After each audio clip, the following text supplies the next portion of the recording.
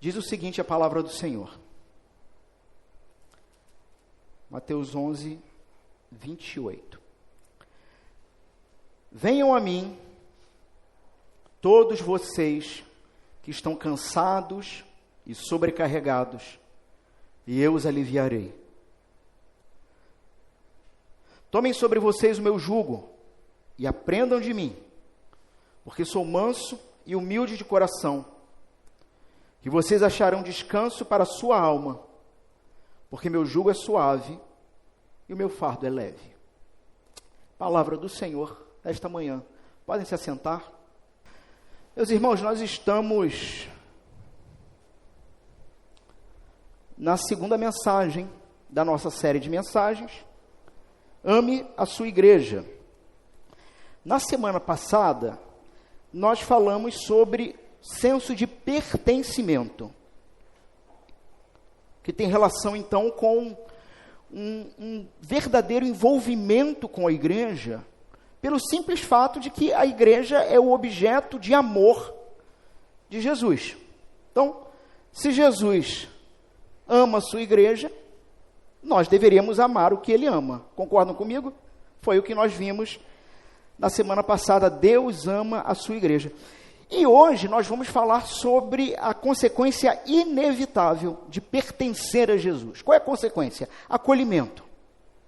Ser acolhido ou acolher. Mas, meus irmãos, bom, eu não trouxe o livro, como eu fiz na semana passada. A série de mensagens, ela tem como inspiração um livro sob o mesmo título, Ame a Sua Igreja, da editora Pronobis. E eu usei pelo menos do capítulo do livro 2 ou 3 ilustrações. Eu começo com uma delas, onde a gente começa esse sermão aqui com uma tensão. A mesma tensão que o autor propõe no livro, né? Uma tensão que, na verdade, vai expor o coração da igreja moderna. Quem sabe vai expor o seu próprio coração. Estamos em plena fase de crescimento. Né? Começamos a plantação em 2019. E já me perguntaram, inclusive hoje, né? Pastor, como é que vai ser até o final do ano? Eu não sei. Como é que vai ser? Mas ainda assim, uma pergunta que já começava a nascer lá, talvez em 2020, 2021.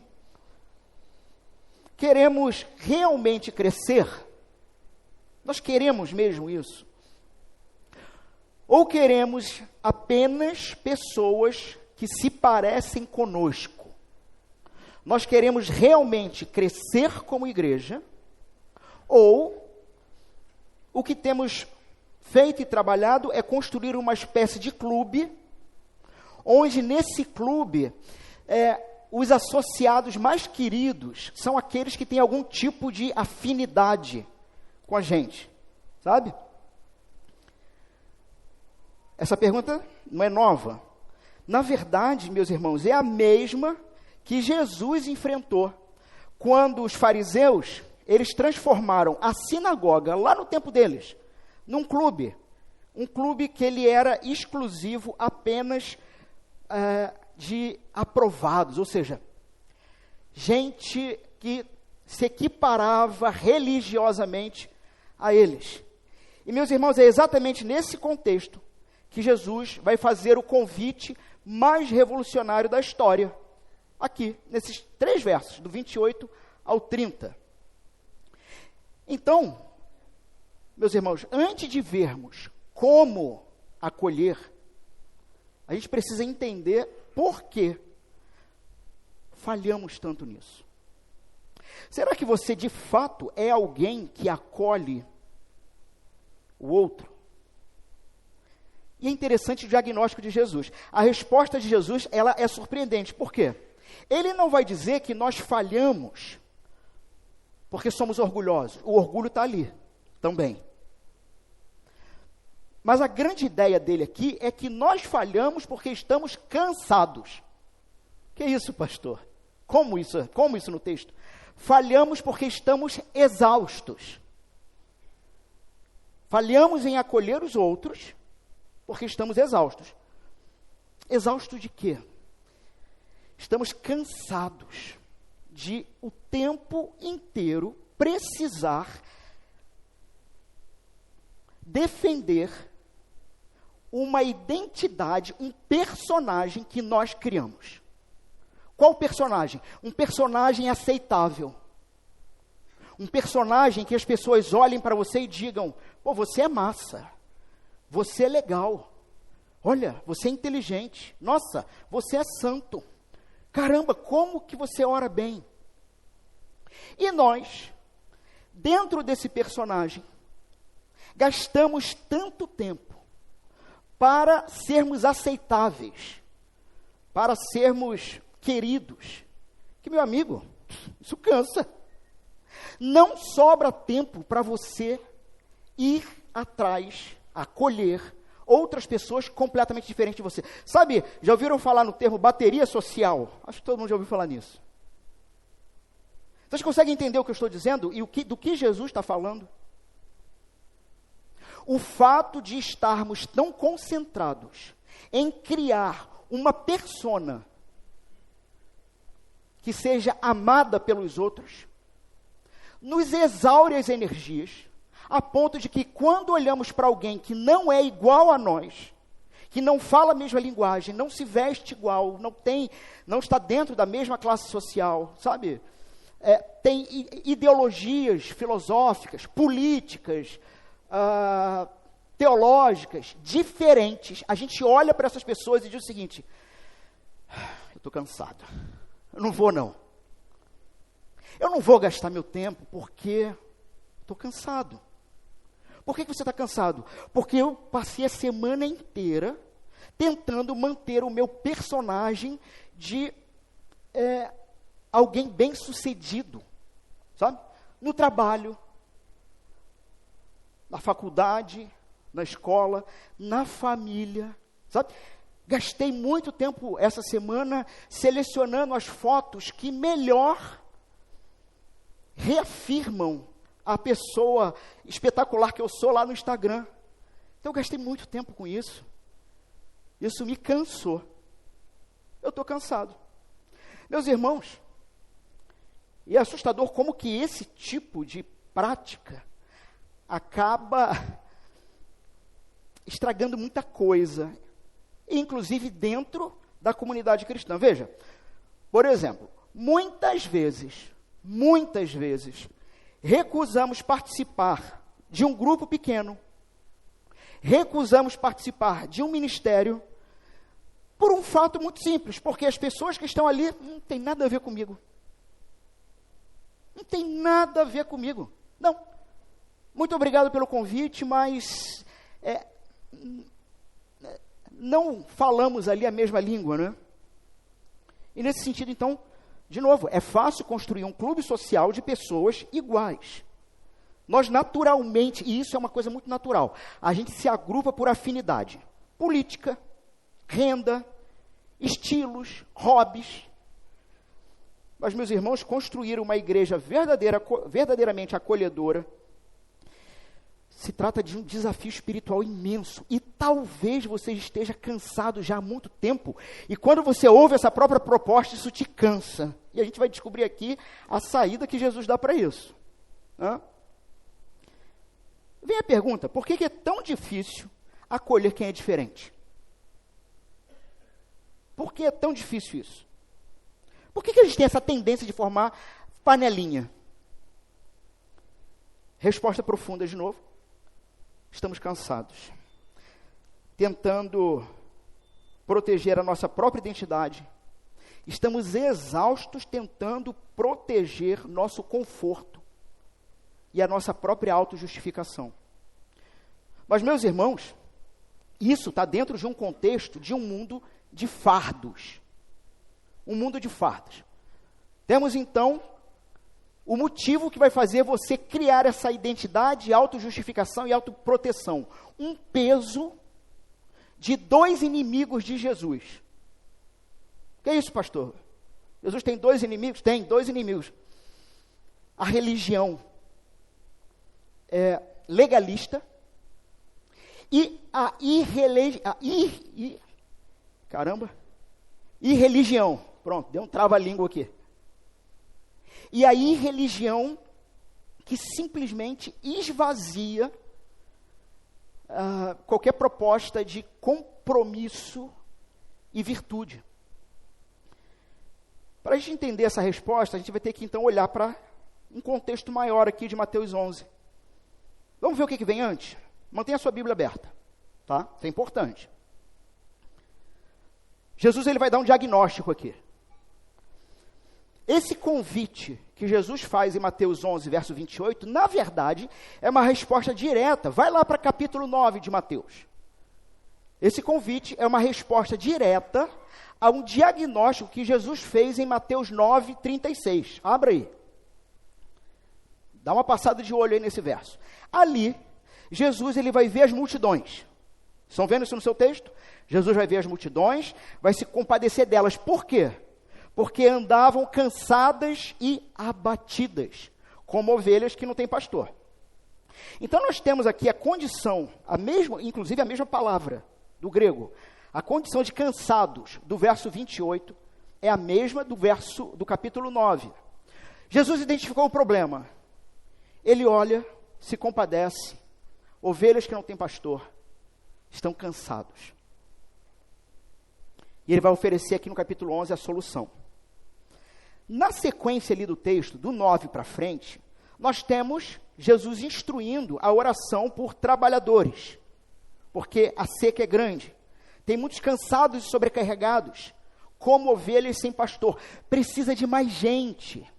Está precisando de mais gente. Como consequência disso, Jesus ele vai enviar os 12, dando autoridade para eles. Então, lá no capítulo 10, Jesus ele vai estabelecer que a obra dele é mediada pelos seus enviados.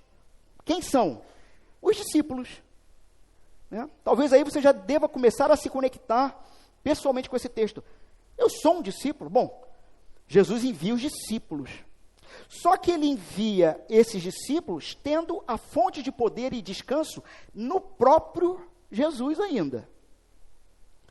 Imediatamente, capítulo 11, irmãos, dos versos 25 a 27, vem uma chave aqui que abre o significado do verso 28 ao 30. Veja, diante da rejeição, no capítulo 11, você tem agora um contexto de várias rejeições e dúvidas quanto a Jesus.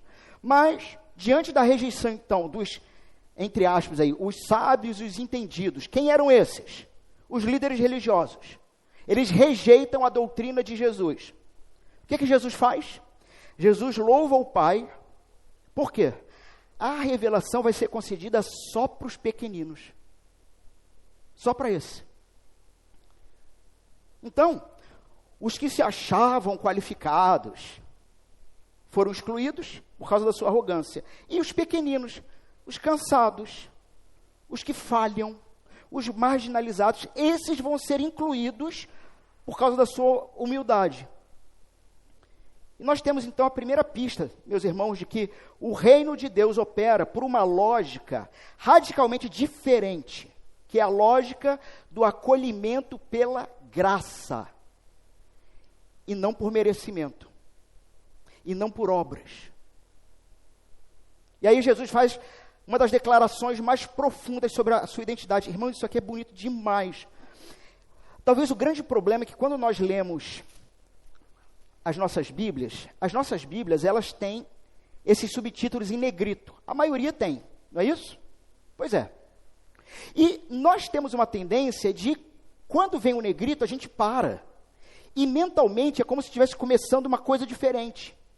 Mas não é. Para quem não sabe, essas frases em negrito não fazem parte do texto original. Isso foi colocado apenas para se achar no texto, como se fosse um mapa, tá?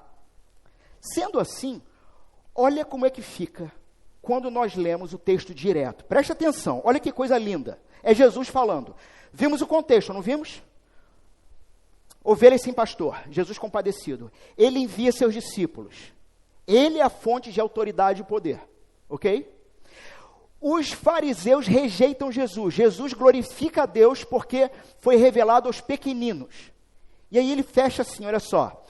Tudo me foi entregue por meu Pai. Olha, só esse texto aqui era um sermão. Tudo me foi entregue por meu Pai. Ninguém conhece o Filho, senão o Pai. Está conferindo o teu texto bíblico? E ninguém conhece o Pai, senão o Filho. Vamos pegar essa expressão final. Ninguém conhece o Pai, senão o Filho. O Filho conhece o Pai plenamente. Só que Jesus dá um adendo. E aquele a quem o Filho quiser. Quem vai conhecer o Pai perfeitamente? O Filho. E quem o Filho quiser. O Filho aqui, para quem não sabe, é o próprio Jesus. E quem o Filho quiser que conheça o Pai. Só aí morre o livre-arbítrio. Mas aí é o papo para outro momento pós-culto.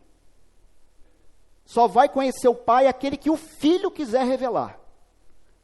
E meus irmãos, depois dessa declaração bombástica, venham a mim. Cara, eu vou revelar.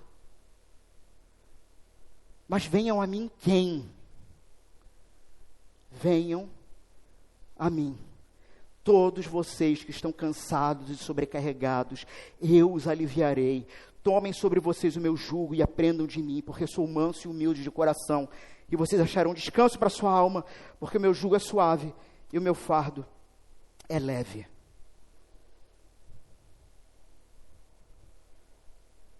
Meus irmãos, o contexto geral aqui, porque a pergunta que você deveria fazer dentro de um texto, e fica aqui uma dica, quando você for ler sua Bíblia, sempre faça perguntas para o texto. A pergunta é, por que esse verso está aqui, ou esses versos? O que ele está fazendo? Quando você olha o que vem na sequência, no capítulo 12, a primeira coisa que que Mateus narra, após Jesus oferecer descanso, é um conflito sobre o dia do descanso, o sábado. Tudo aqui está girando em torno de uma temática. Ovelhas cansadas, buscando descanso e refúgio numa religião legalista e morta, ou numa vida dissoluta de pecado que, no fim, coloca ele numa rodinha de hamster, sabe, numa esteira, em que a vida anda e simplesmente nada muda. No próprio contexto posterior, os fariseus haviam transformado o sábado num fardo pesado de regras. E vem Jesus, e por que eu estou falando isso? Para mostrar para vocês a autoridade de quem está te convidando. Ao curar no sábado, Jesus declara, o Filho do Homem é Senhor do sábado. Jesus está mostrando o seguinte, que Ele mesmo é a realidade para o qual o sábado judaico apontava. Qual realidade? Descanso. O que já deve fazer a gente começar a questionar práticas religiosas ou igrejas? Eu só não vou citar nomes de igrejas, mas aí pense você com seus botões, que tanto te exigem que você cansa, que você simplesmente cansa. Onde, nesse próprio contexto, aquele que dá o descanso, parece que ele é pouco falado, e é muito dito, faça isso, faça aquilo, entregue o trízimo, venda prataria, suba de joelho, tal lugar, faça determinadas oferendas, porque só assim, talvez, você tenha algum tipo de refrigério para a alma cansada. Meus irmãos, é nesse contexto, então, de exaustão religiosa e exclusão social, que Jesus vai fazer uma das declarações mais revolucionárias. Ele olha para essa multidão cansada, uma multidão cansada de ser boa o suficiente. Meu amigo, você tentar ser bom o suficiente, cansa. Por um simples fato, você não é, como eu também não sou. Bom o suficiente. Não somos. Jesus olha para a gente, olha para a nossa dor, e vai oferecer uma alternativa radical. Qual é a alternativa? Jesus não oferece regra. Perceberam no texto? Jesus não está oferecendo mais uma regra. O que ele está oferecendo? A si próprio. Não é oferecido a você um conjunto de afazeres para que você talvez seja aceito por Deus, mas é oferecido a você uma pessoa que se apresenta como o próprio Deus encarnado e que diz: o seu descanso vai estar em mim e não naquilo que você se propõe. Meus irmãos, qual é a grande ideia então do sermão e do próprio texto? O fato de que a única maneira de nos tornarmos uma comunidade que acolhe radicalmente os outros é experimentando primeiro esse descanso radical. Nós não vamos conseguir acolher as pessoas se continuarmos nesse loop infinito em que nós mesmos não descansamos no próprio Cristo. Afinal, a gente só pode oferecer o que a gente recebe. É ou não é? Concordam comigo? Se você vive cansado e sobrecarregado, tentando o tempo todo se justificar, qual vai ser a consequência disso? O que você acha? Você vai ser duro com as pessoas. Em contrapartida, coloque-se de frente com pessoas que se dizem cristãs, mas são duras com as pessoas. Na verdade, a gente tem que ter graça e misericórdia, porque esse indivíduo, ele está cansado e sobrecarregado, porque há muito tempo na vida está tentando se justificar. E precisa conhecer o Cristo, que está te convidando a largar as suas tranqueiras religiosas, para viver a partir da morte e ressurreição dele mesmo. Bom, então, a primeira coisa que a gente tem que olhar, a partir do verso 28, é um nivelamento da graça. Jesus está nivelando todo mundo aqui, tá? Definitivamente, nós somos os cansados e sobrecarregados. Nós somos esses. Venham a mim todos vocês que estão cansados e sobrecarregados, e eu os aliviarei. Nós temos aqui, meus irmãos, então um convite não para um sistema doutrinário, mas um convite para um relacionamento com uma pessoa. Venham a mim. Jesus se apresenta como o destino final, a fonte da solução do diagnóstico humano.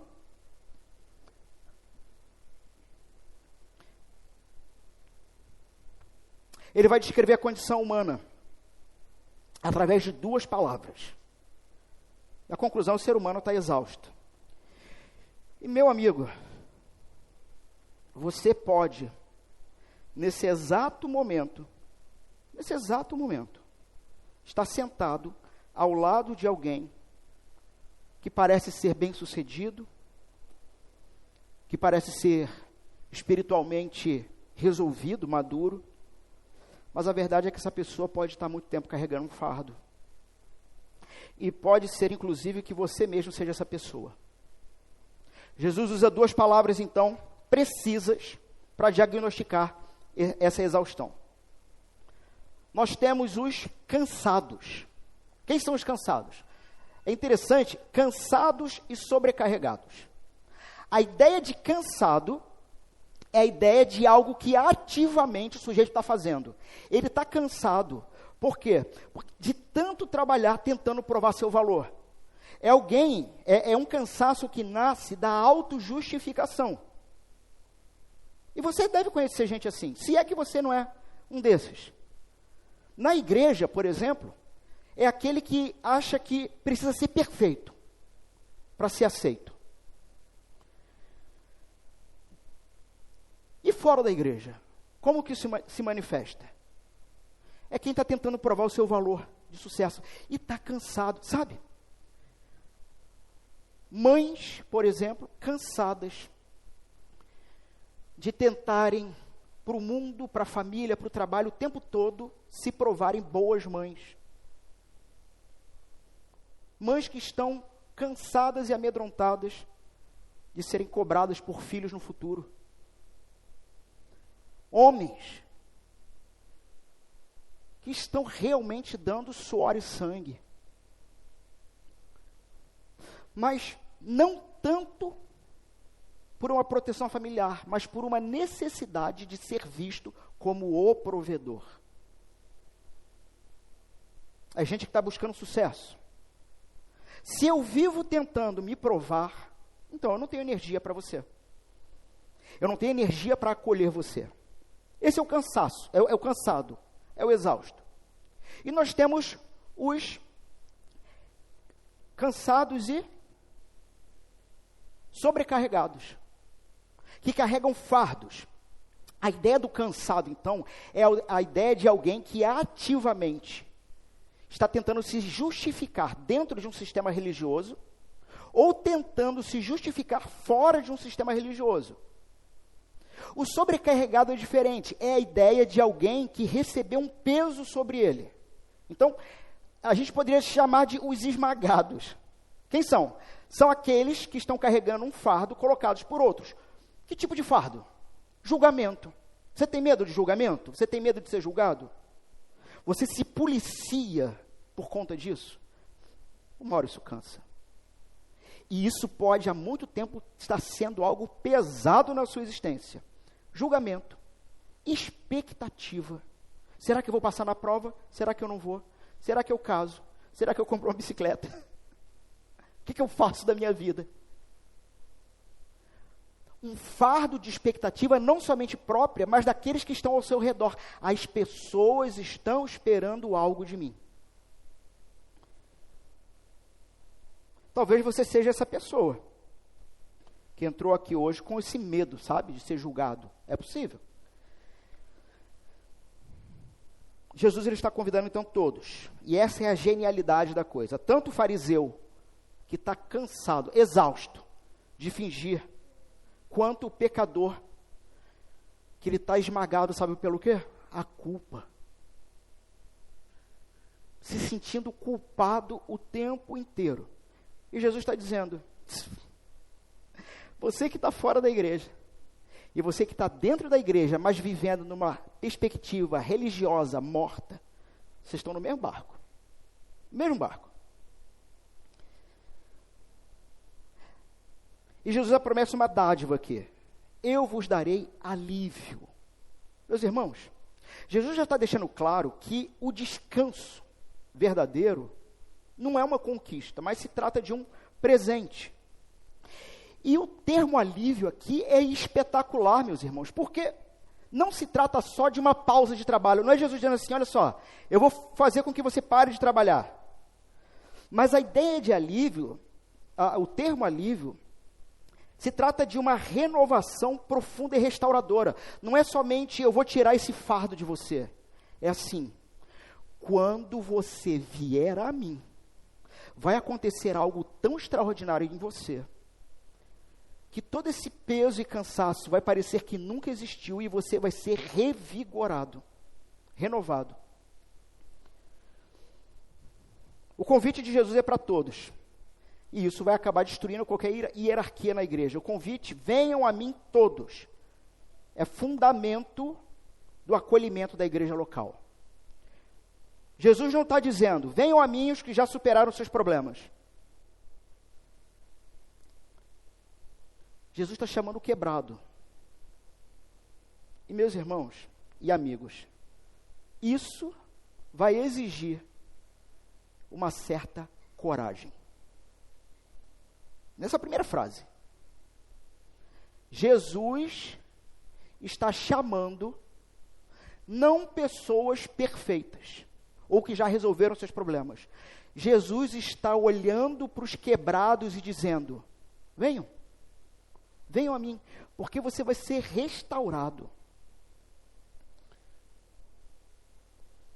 Nesse contexto, veja, não existe membros de primeira classe nem de segunda classe. Não existe santos e problemáticos. Todos estão exatamente na mesma condição. Vamos lá. Então, se o primeiro passo é reconhecer a necessidade, uma outra pergunta nasce. Tá bom, Jesus, você está me chamando para um descanso, mas como que eu experimento esse descanso? Como posso não somente experimentar, mas promover esse descanso para outros? E a resposta vai ser através de 2 comandos que vão definir o discipulado de Jesus e o discipulado da igreja. Primeiro vem uma ordem: tomem sobre vocês o meu jugo e aprendam de mim. Jesus vai propor uma ideia de submissão a ele e instrução, tá? E aqui nós temos um paradoxo. Aparentemente, uma contradição. Um paradoxo. Jesus está dizendo que você está cansado e está sobrecarregado. Verso 28.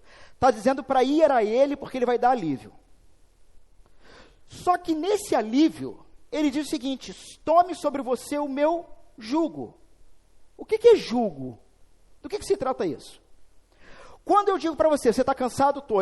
Aí eu falo assim, eu vou te dar um descanso. O que você pensa? O que normalmente é comum a ideia do descanso? Passividade. Para tudo então. Eu vou ficar passivo nesse processo e nessa passividade receberei o descanso. Então, descansar, a ideia comum é fugir do trabalho, é largar o fardo, pedir uma água de coco, uma limonada suíça e esperar que um dos anjos celestes fique ali abanando você, em berço esplêndido.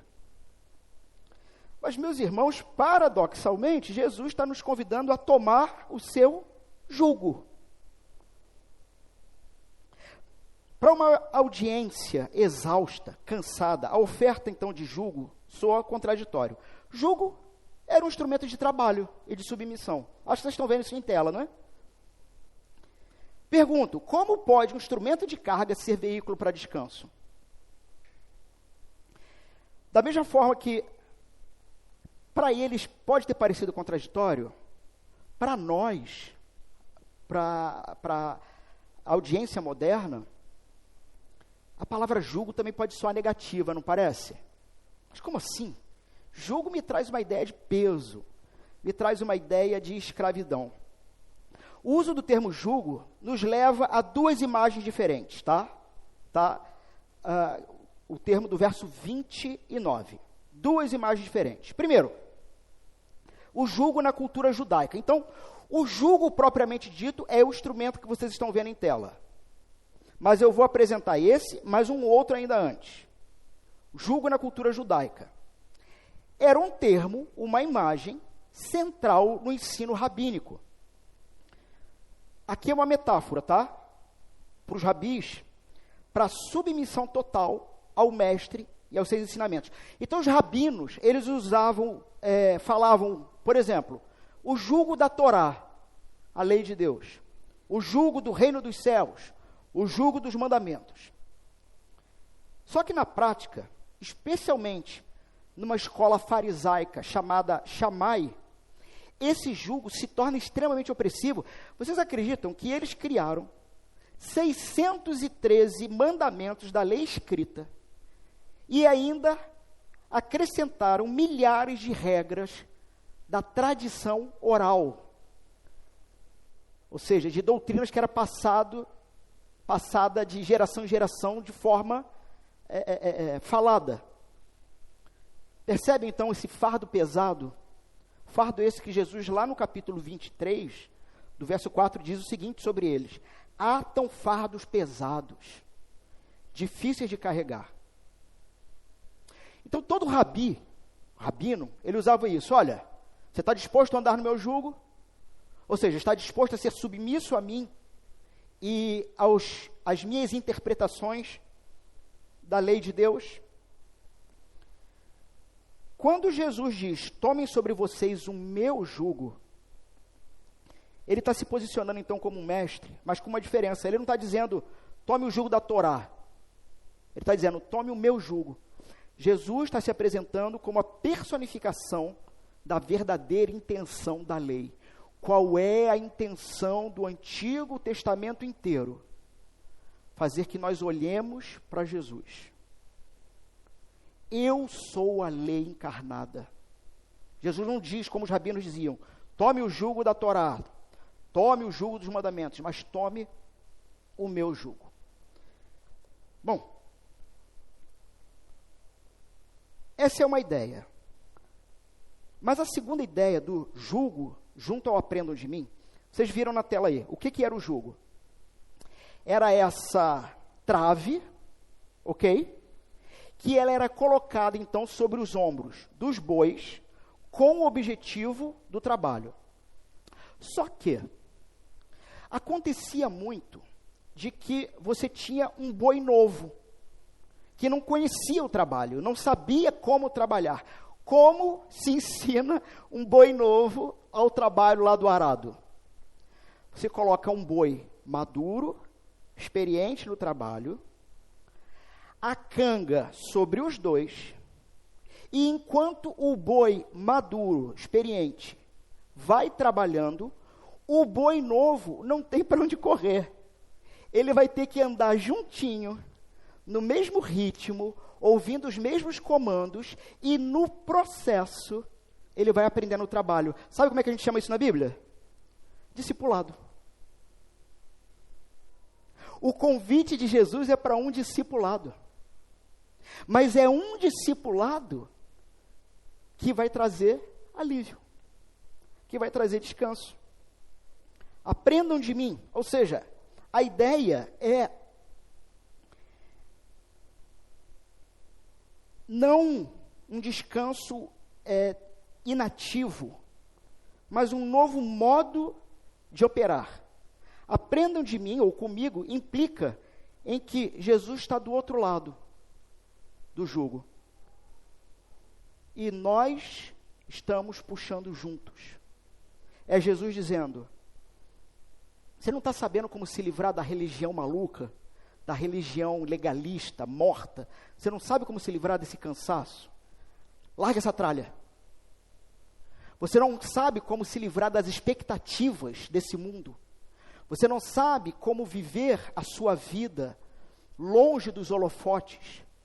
Você está cansado de tentar manter o seu sucesso social.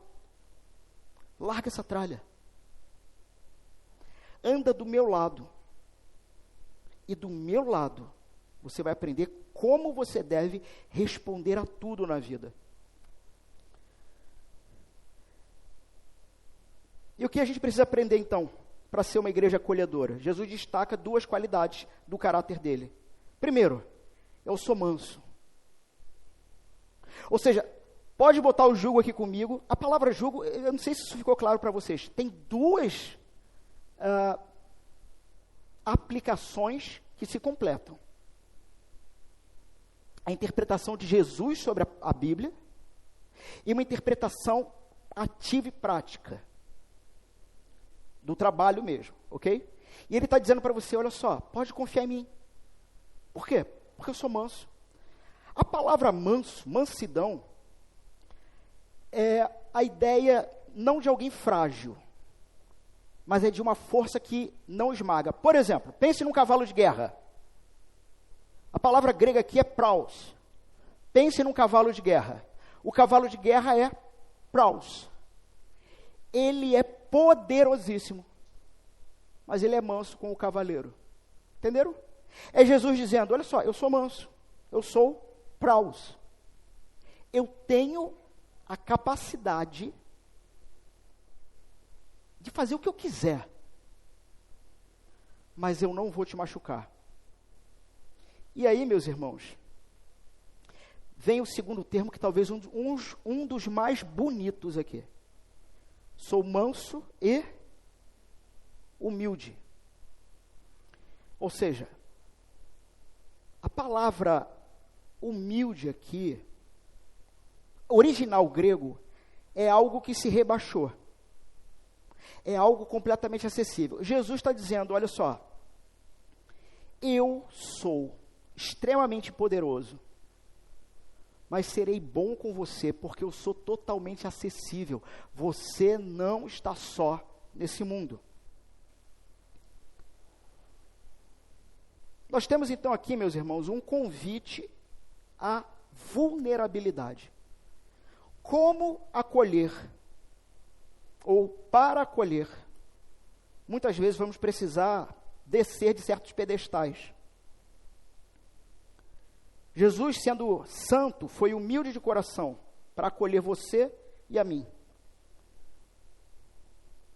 Como que nós, que somos falhos, Como que podemos olhar com superioridade para outras pessoas? Isso não faz sentido.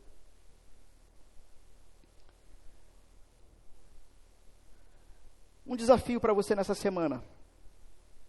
Aprenda de Jesus. Aprender de Jesus significa identificar alguém de fora do seu círculo na igreja e se aproximar com humildade. Veja, não para corrigir a pessoa, mas para servir, como quem está carregando um fardo junto. Talvez você esteja pensando, pastor, isso é difícil. E é. Isso vai exigir intencionalidade.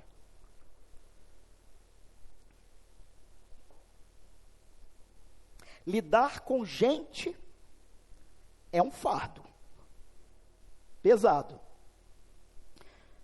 Mas como que nós podemos, então, ter a energia para esse tipo de acolhimento radical?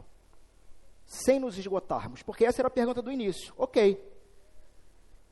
Mas como eu lido com essa situação? Eu entendi que é isso que Jesus fez comigo. E aí nós temos o grande finale, que é o verso 30, tá? Porque o meu jugo é suave e o meu fardo é leve. Meus irmãos, vamos fazer um diagnóstico aqui antes para explicar esse texto, tá bom? Todos comigo ainda? Sim? Tem ninguém em Nárnia? Não tem ninguém na Europa agora pensando na neve dos Alpes suíços? Todos aqui? Né? Graças a Deus não está aquele calor das últimas semanas. Vamos lá. E meus irmãos, novamente, nós não temos escola bíblica nessa igreja, mas um sermão como esse, o que tem de conteúdo, você tem muito que anotar para estudar em casa depois. Vamos em frente. Um diagnóstico. Muitas vezes, irmãos, muitas vezes, recusamos nos aprofundar na comunidade. Recusamos acolher pessoas novas porque protegemos o nosso conforto. Muitas vezes.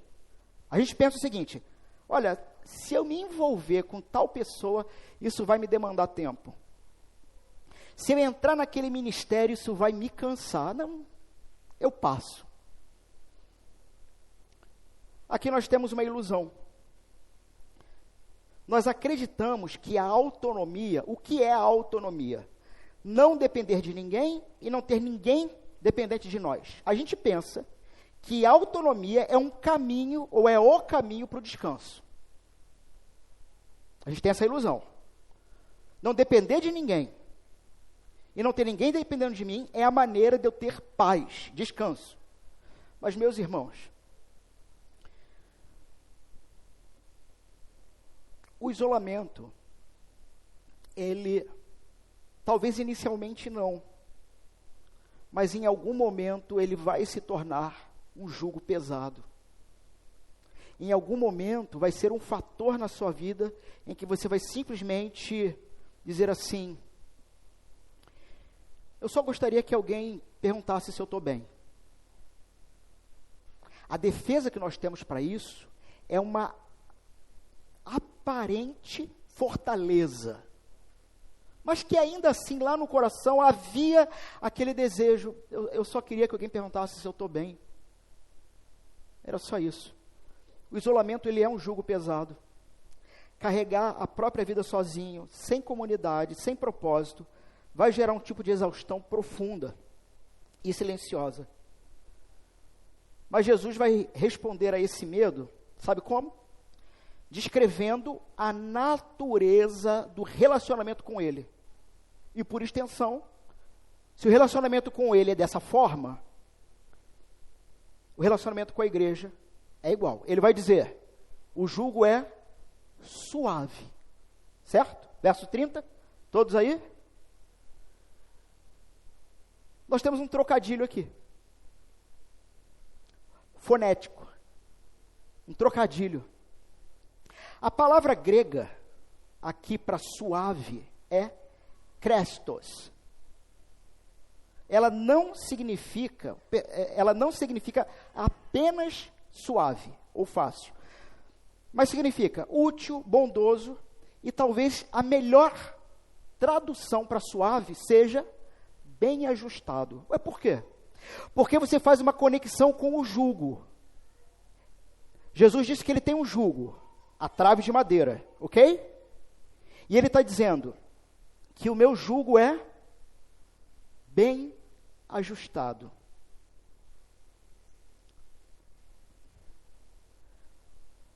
Um jugo bem ajustado, crestos, era aquele que um carpinteiro habilidoso, ele media cuidadosamente os ombros do boi para que ele não se ferisse e nem esfolasse a pele.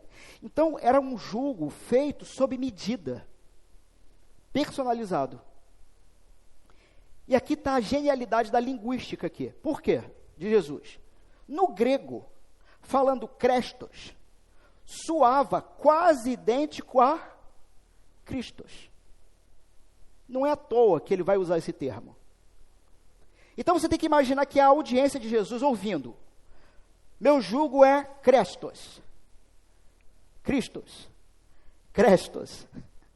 É suave, é bem ajustado. Jesus ele está dizendo simultaneamente duas coisas aqui. Primeiro, meu jugo é bem ajustado. Ele está dizendo para você, olha só, o que eu tenho para você não é a mesma coisa que eu tenho para ele ou para ela.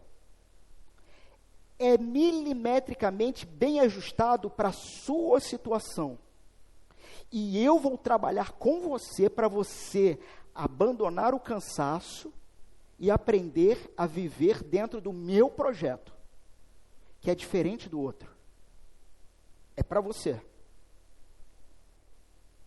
Mas ele também está dizendo, meu jugo é Cristo, ou seja, meu jugo não é um código externo de regras e leis que você tem que cumprir aquilo para estar bem com Deus. Mas é Jesus dizendo, o meu jugo, o meu trabalho tem relação comigo mesmo. O jugo, então, que Jesus nos entrega, se trata de uma união vital com Ele. Estar sob o jugo de Jesus é estar ligado a Ele, compartilhando sua vida, recursos, força. Lembra do boi que nós vimos aí na figura? Nós temos o boi experimentado, que ele está emparelhado com o novato, certo? Cristo, para usar aqui o termo, é o experiente. Nós estamos puxando juntos, mas quem é que está realmente carregando todo o peso? É o experiente. Só que a gente não vai ser passivo nessa história, a gente vai com ele. A gente vai aprender como que ele reage. A gente vai aprender como que os comandos são efetuados. Meus irmãos, quando acolhemos alguém diferente de nós mesmos, o nosso propósito, a gente tem que deixar muito claro, não estamos tentando fazer com que ele se encaixe no nosso molde cultural. O que é um molde cultural? É o jugo mal ajustado. É o jugo doloroso. É você que pega um conjunto de regras e leis e diz o seguinte, agora você tem que obedecer à risca tudo isso aqui, senão você não vai para o céu. Mas eu tenho dificuldade, o problema é seu. A proposta de Jesus não é essa. Estamos apresentando essa pessoa, esse diferente, na verdade, a um carpinteiro divino. Sabe o que ele vai fazer?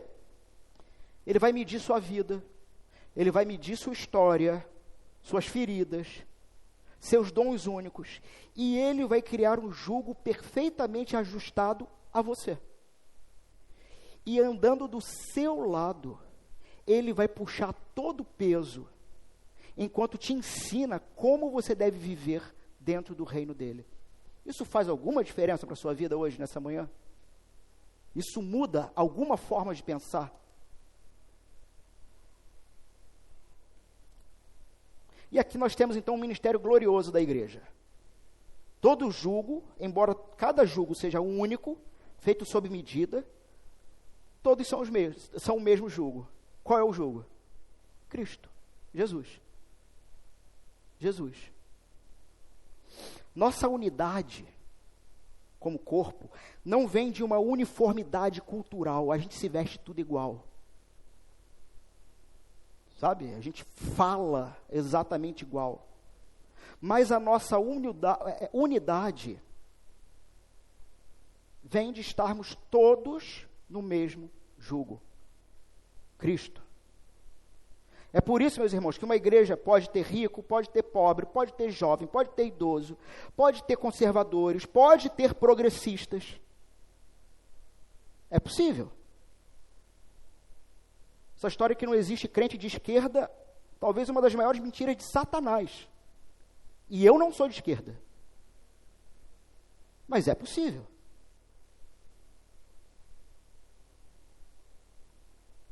E ainda assim ser uma igreja. Uma igreja. Porque o jugo que nos une não é a nossa semelhança. O jugo que nos une é Jesus. Eu não vou entrar aqui, a gente nem tem tempo de polêmica política. É óbvio que dentro da ideologia comunista nós temos muitas práticas pecaminosas. Assim como o liberalismo pleno também tem muitas práticas pecaminosas. Eu não tenho tempo e não é o momento de entrar nesse assunto aqui. Jesus apresenta, então, a física do reino dele. O fardo dele é leve. Ele termina dizendo, meu fardo é leve. Vocês sabem o que é fardo? Já viram? Pense num saco de batata, sei lá, esse me vem na mente. Aquele saco de não sei que material é aquele. Pesado. O sujeito carregando aquilo. Aquilo é um fardo. Então parece uma contradição. O discipulado vai exigir tudo de nós. Tudo. E nesse tudo, vai passar primeiro por carregar uma cruz pesadíssima. Que cada um tome sua cruz e venha após mim. Após mim quer dizer, eu vou na frente. Vocês vêm me seguindo. Lembrando que a cruz é um instrumento de morte, não de cosquinha. Não de felicidade, mas é um instrumento de tortura. O discipulado de Jesus começa com esse convite. Você vai carregar o instrumento que vai matar você, e você, depois de mim, vai ser crucificado na sequência. Vir após mim é isso. Depois da minha morte, na sequência é você. Só que na minha ressurreição você levanta junto. Você não viverá na morte, mas viverá na vida e para a vida. Como que a gente resolve esse paradoxo? Como que esse fardo pode ser leve? Como que pode haver descanso se ainda há jugo? A resposta está em entender aqui dois tipos de peso. O peso da carga, o fardo em si, e o peso para mim. Eu vou explicar. Quando eu tento viver para mim mesmo, quando você tenta viver para você mesmo, até pequenas responsabilidades são esmagadoras. Por quê?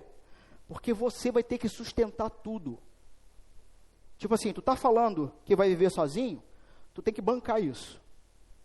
Até onde você consegue bancar sua sanidade mental sem o uso de álcool, drogas ou maluquices? Para se manter são. Até onde você sustenta esse discurso?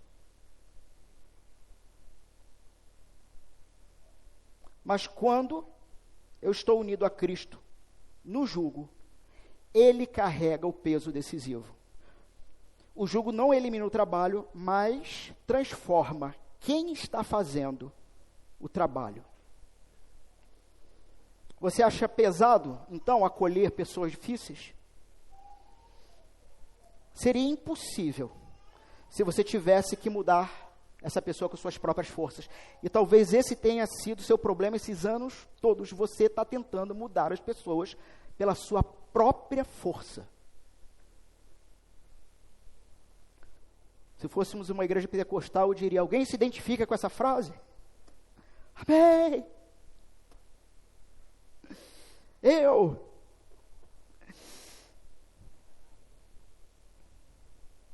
Bota uma coisa na sua cabeça, você não está tentando salvar ninguém. Quem está fazendo isso é Jesus.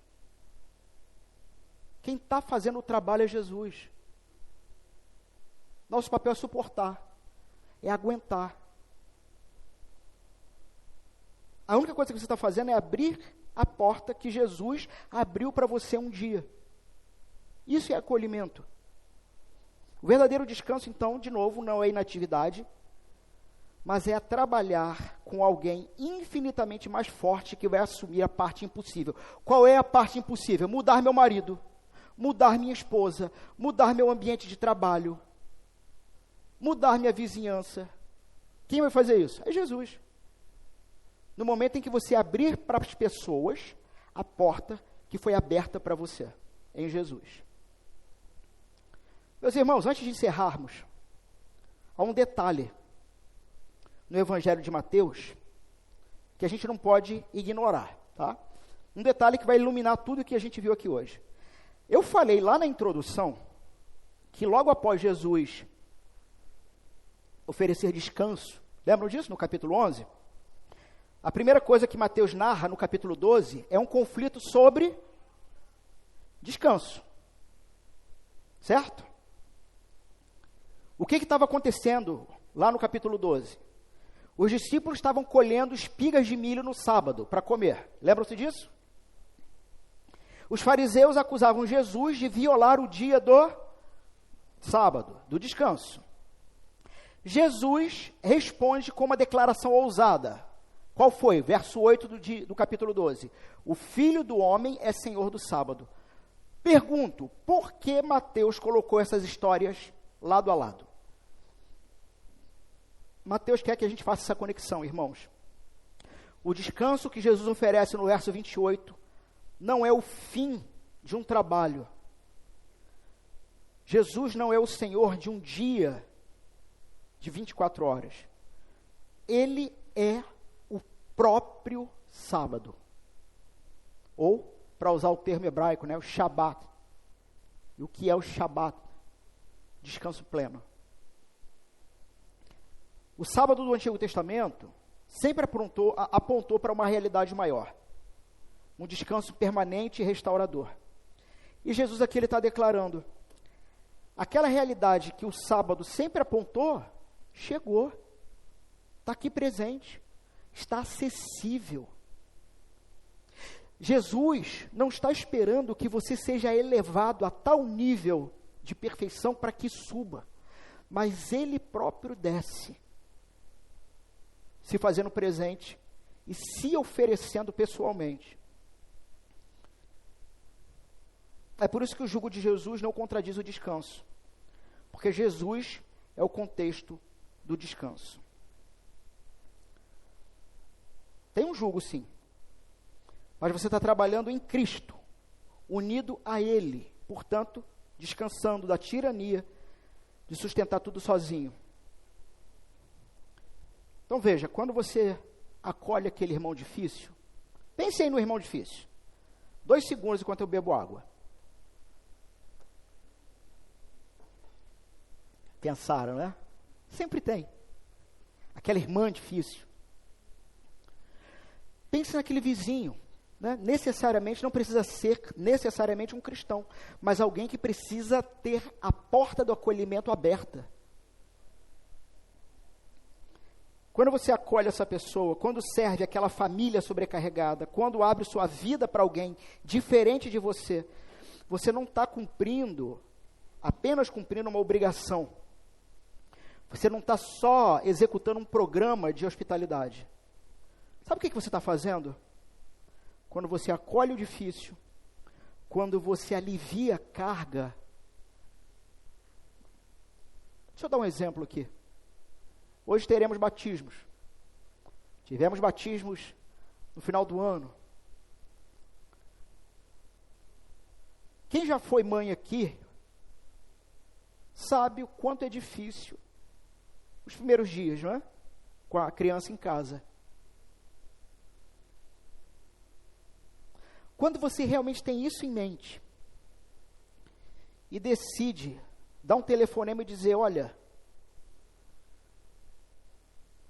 amanhã eu vou aí limpar sua cozinha, sei lá, aliviar a carga. Aliviar a carga. você está sendo o sábado de Cristo para alguém, o descanso de Jesus. Você está oferecendo para essas pessoas um lugar onde elas podem parar de lutar. Isso é ser acolhedor. É ser alguém que promove uma mensagem para os cansados e sobrecarregados. Qual é a mensagem? Você pode parar de lutar. Você pode parar de fingir. Não faz diferença para mim se você tem vícios. Não faz diferença para mim o quanto você errou. Não faz diferença para mim o seu endividamento.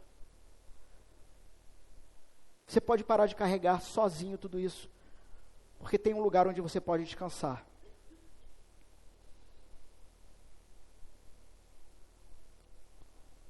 Mas como você vai conseguir fazer isso com as pessoas? Como que você vai não se esgotar? Porque você mesmo está descansando naquele que trabalha. Qual era a ideia principal do texto, do sermão? Você não vai conseguir acolher e levar descanso a outros se você não estiver descansando em Jesus. Se o seu padrão religioso é o padrão que determina se uma pessoa é aceitável ou não para você, esse não é o padrão de Jesus. E você está cansado por isso. Conclusão. Meus irmãos, e inclusive eu estava com muita dúvida de qual texto que eu ia pregar hoje. Se seria Mateus 11 ou Romanos 15, 7. Porque Paulo vai resumir tudo em Romanos 15, 7. Portanto, acolhei-vos uns aos outros, como também Cristo vos acolheu para a glória de Deus. Observem a lógica disso tudo aqui, tá? Não é acolham porque são boas pessoas, é acolham ou acolham porque isso é politicamente correto, mas é acolha como Cristo te acolheu. O fundamento do nosso acolhimento é sermos acolhidos primeiro, para a glória de Deus. Uma igreja acolhe radicalmente quando o rico senta com o pobre, quando o brasileiro abraça o venezuelano, quando o conservador conversa com o progressista. O mundo para e pergunta: como que isso é possível? Porque, irmãos, essas maluquices que eu acabei de pregar, tudo que eu falei aqui, para o mundo, é maluquice. A gente já falou aqui várias vezes, né? Igreja é um negócio tão louco que só dá certo na cabeça de Deus. Se fosse invenção humana, já tinha rachado há muito tempo. Há muito tempo. Nossa hospitalidade não existe para a nossa glória, mas para mostrar a glória daquele que incluiu os que não eram aceitáveis. Você não era aceitável, como eu também não era aceitável a Deus. Então nós vimos hoje que o coração do cristianismo não é um sistema de regras, mas uma pessoa. Vimos que todos nós, do pastor, as lideranças, a igreja como um todo, o visitante que entrou aqui nessa manhã, todos nós somos nivelados pela mesma necessidade, a graça.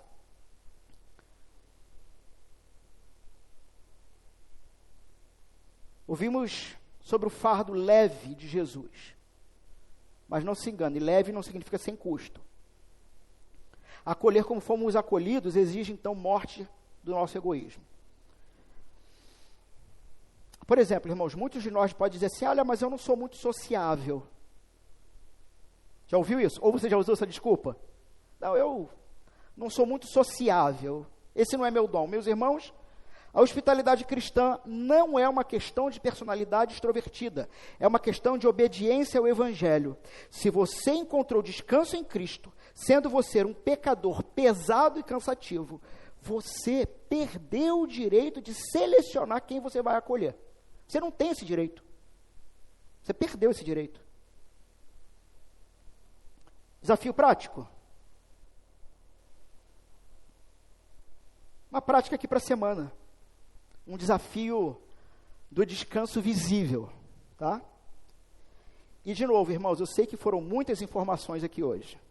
Para aqueles que nos visitam, não estão acostumados com um sermão expositivo de 1h, 1h10, né? Que o Senhor lhes traga descanso.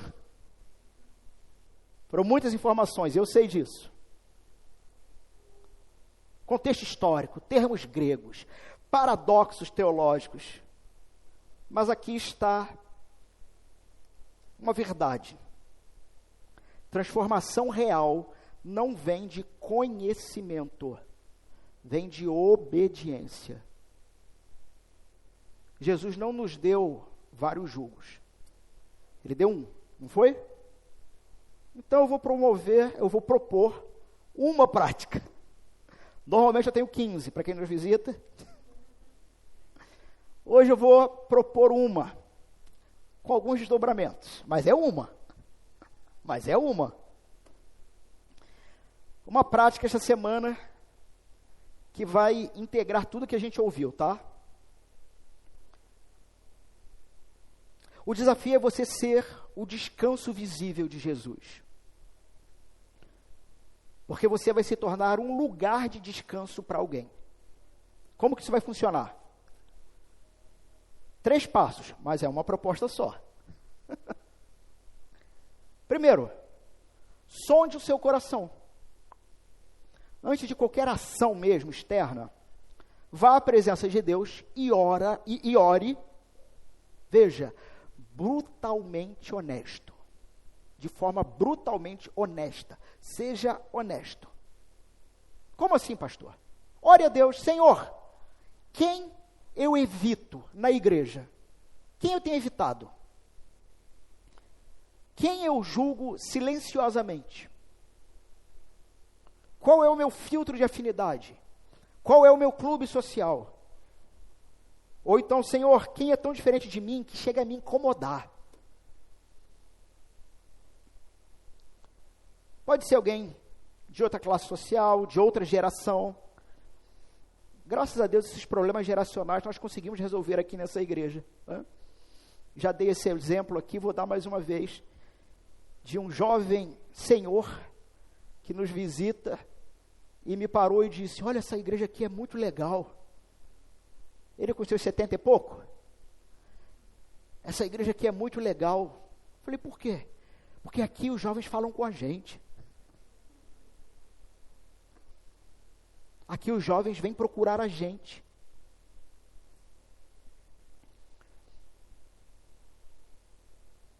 Pode ser alguém com uma postura política que te incomoda. Pode ser alguém que luta com pecado e que te assusta. Sabe? Não, aquele... Vou chegar perto, não. Porque a luta daquele irmão, aquilo me assusta, aquilo me incomoda profundamente. Deixa ele curar. Depois que ele curar, eu chamo para comer uma pizza. Pode ser alguém que é intenso demais. Gente intensa. O famoso ir. Só os internos sabem do que estamos falando. É o intenso. Fala. Irmão, fala pelos cotovelos. Não deixa nem você falar. Gente muito intensa, muito atirada. Será que é esse que você está evitando? Mas pode ser também alguém extremamente retraído, a ponto de você olhar e dizer, não, é antipático. É antipática. Vai lá. Chega, não dá um sorriso. Tu diz bom dia, a pessoa finge que não te viu. Às vezes não te viu mesmo. Pode ser alguém muito estranho. Não, para mim é muito estranho, eu prefiro distância. Você tem que identificar essa pessoa. Às vezes você não sabe nem o nome dessa pessoa, você tem que descobrir essa pessoa. Segundo passo, então o primeiro passo, sonde seu coração em oração. Segundo passo, é um passo de ação. Sabe qual é o passo de ação? Eu chamei de atravesse a sala. Durante essa semana, e meus irmãos, não é para deixar para domingo que vem, tá? Durante a semana, convide intencionalmente essa pessoa para um café, um almoço, uma caminhada, e trate isso como prioridade espiritual, não como assim me sobrar tempo, não, é prioridade. Você está praticando o ritmo de Jesus. Irmãos, qual é o ritmo de Jesus?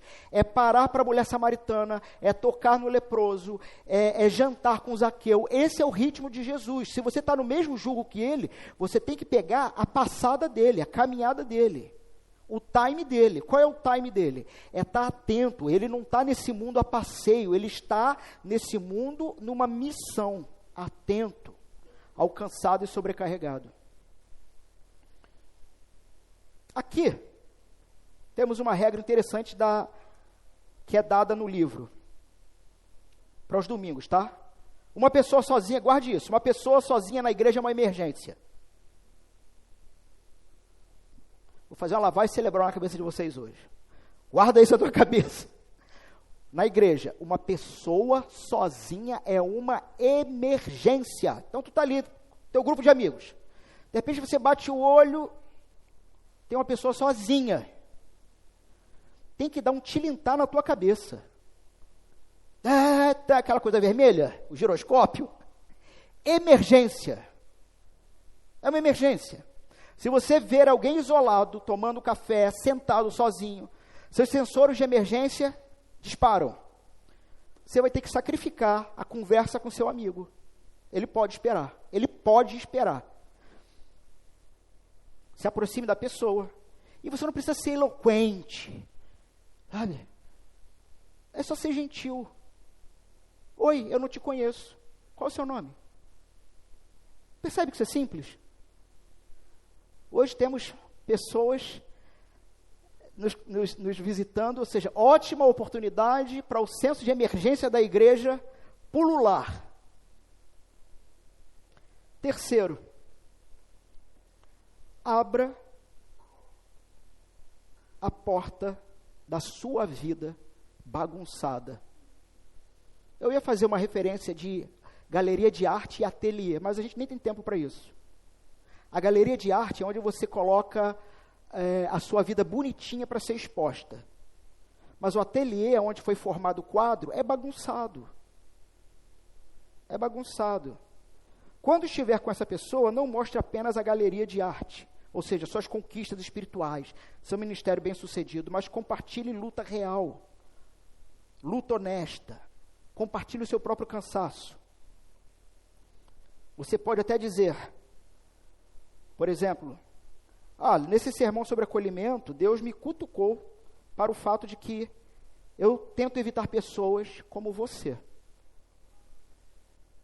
Honestamente, este sermão de domingo me apertou a alma e me fez perceber que eu tento evitar pessoas como você.